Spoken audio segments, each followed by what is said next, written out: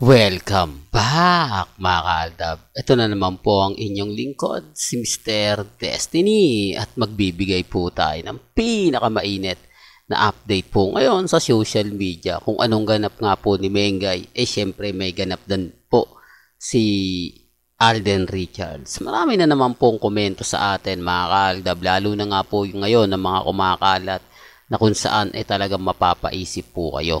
Di po ba?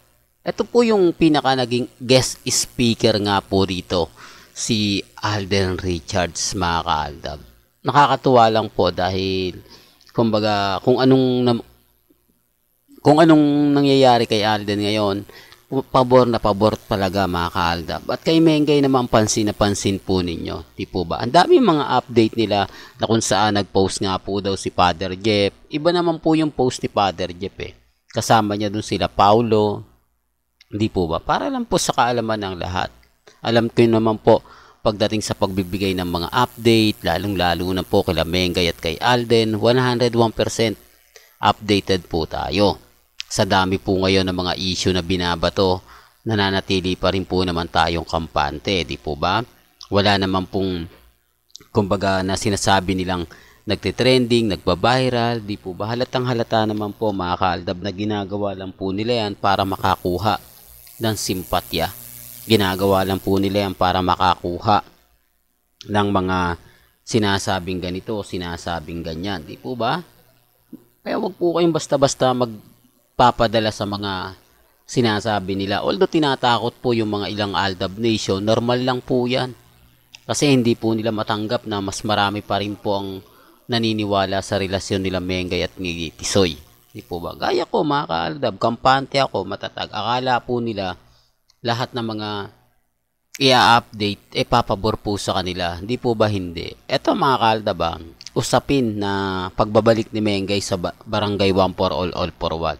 Normal lang po na marami natutuwa. Normal lang po na gustong gusto po nila. Kasi ito nga po yung sinasabi ko kanina na kumbaga pag-uusapan natin. Ano nga po ba meron kay Mengay? Bakit siya nga po talaga yung pinakabida rito sa TV5? Sa tingin nyo mga kaaldab. Ito yung kasagutan dyan. Kasi si Mengay po ang pinakamarami talagang viewers sa social media. Mapa-Instagram, mapa-Twitter, mapa-Facebook. Talagang Mengay po talaga yan. Kita nyo naman po yung mga interview.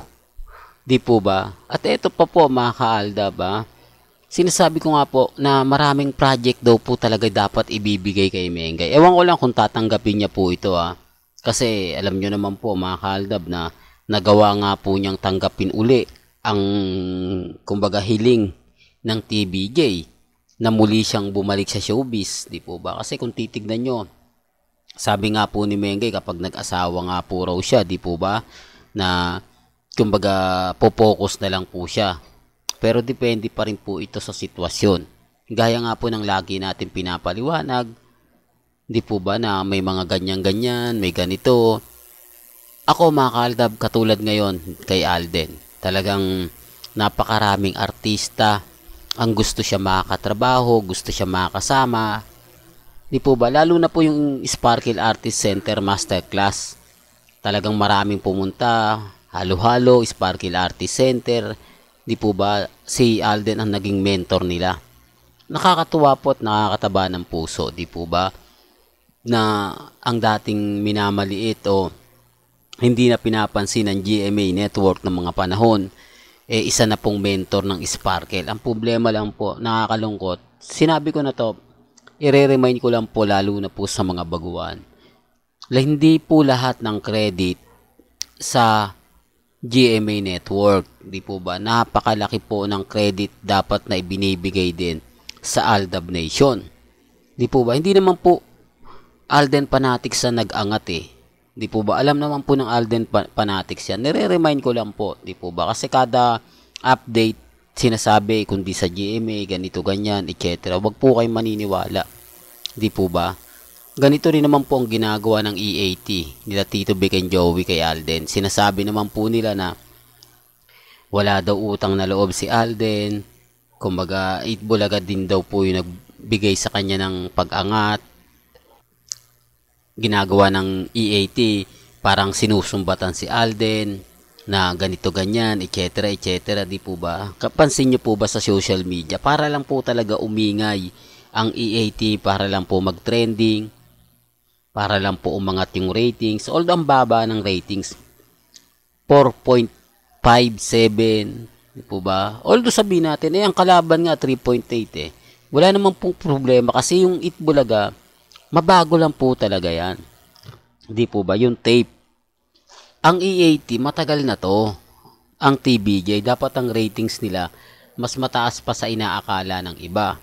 Pero dun, kaya nga po dadali nila si Mengay sa barangay para mas, kumbaga, mas marami ang manood, mas marami ang mag-aabang. Yan naman po talaga yung pambato nila eh. Wala naman pong ibang artista. Di po ba? Kaya nga po yung ibang artista ng TV5 nagtataka, bakit konting update lang po si Mengay agad-agad yung topic. Totoo naman po yun mga kaaldab eh. Eto mga kaaldab, lagi kong pinapaliwanag to, lagi kong sinasabi, may mga bagay-bagay po na kung titignan nyo talagang may mga video po na hindi maganda, hindi kaaya-aya. Gaya nga po ng pinapakita ko ngayon mga kaaldab. Marami na naman magre-react nito. Mr. Destiny, bakit na naman yung video yung ginagamit mo kasama si Congressman Ispate? Dito pansin nyo naman po mga kaaldab eh. Hindi po ba halos ilang segundo lang, hindi makagawa ng marami, hindi makagawa ng halatang halata naman po mga kaaldab na yung mga video na inilalabas po nila, halata naman. Di po ba? Kaya lang syempre maraming bitter, sasabihin, hindi mo lang matanggap Mr. Destiny. Okay lang naman po. Basta tayo updated lang. Kung ano man po yung magiging reaksyon po ng mga netizen, kung ano po yung mga bali-balita, tutok lang po kayo sa mga latest, di po ba? Yun naman po yung maganda sa channel natin. Lahat ng mga update, lahat ng mga kaganapan, 101% alam po natin. Kaya dun sa mga armin na galit sa channel natin, gusto tayong i-take down, di po ba, kung ano-ano po, panay report po ako, okay lang mga kaaldab. At least ako 101% updated ako. Di po ba? Sila nga, di po ba minsan walang update, tumaasa lang sa mga post ni Mengay sa mga post ng mga ibang tao. Di po ba? Tapos kung ano-ano yung sasabihin, real talk yan mga kaaldab. Well, hanggang dito na lang po yung updates natin ha. Kaya kung gusto nyo pa po ng pinaka-latest at sariwang update, abay tutok lang po kayo sa channel ni Mr. Destiny para updated po kayo sa mga bago at sa mga latest po na ilalabas po natin maya-maya lang. Hanggang sa muli, salamat po sa panonood at pakikinig.